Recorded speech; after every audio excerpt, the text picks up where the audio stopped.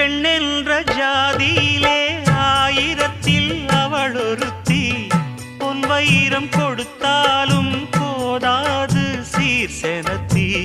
கல்யாண பந்தலிலே நான் அவளை நேர் நிறுத்தி பூமாலை சூட்டிடுவேன் மாப்பிள்ளை நான் பட்டுடுத்தி அன்றாடம் அலைந்து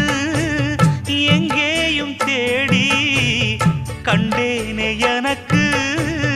தோதான ஜோடி வந்தாச்சு